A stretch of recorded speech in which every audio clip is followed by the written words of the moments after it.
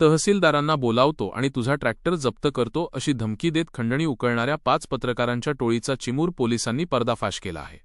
स्वतःला YouTube channel आणि साप्ताहिकाचे प्रतिनिधी सांगून एका व्यावसायिकाला लुटणाऱ्या या टोळीमुळे संपूर्ण जिल्ह्यात खळबळ उडाली आहे. ही घटना घडली आहे चंद्रपूर जिल्ह्यातील चिमूर तालुक्यात. वडाळा पैकू येथील रहिवासी आणि बिल्डिंग मटेरियल सप्लायर प्रथम संजय बाळबुधे यांचा ट्रॅक्टर 23 मार्चच्या रात्री मजुरांना सोडण्यासाठी उसेगावला गेला होता. यावेळी 5 जणांच्या टोळीने पांदण रस्त्यात हा ट्रॅक्टर अडवला. यामध्ये शार्दूल पचारे, विलास मोहिनकर, शुभम रणदिवे, संजय नागदेवते आणि जितेंद्र घाडगे या 5 जणांचा समावेश होता. तू अवैध रेतीचा व्यवसाय करतोस, तुझा ट्रॅक्टर तहसीलदारांना सांगून जप्त करायला लावतो अशी धमकी देत त्यांनी 15,000 रुपयांच्या खंडणीची मागणी केली. ट्रॅक्टर रिकामा असल्याने फिर्यादीने पैसे देण्यास नकार दिला आणि गावातील नागरिकांना मदतीसाठी बोलावले. गावकरी जमा होताच आरोपींनी तिथून पळ काढला. मात्र या पत्रकारांची हिंमत एवढी वाढली होती की दुसऱ्या दिवशी पुन्हा फोन करून त्यांनी बदनामीची धमकी दिली.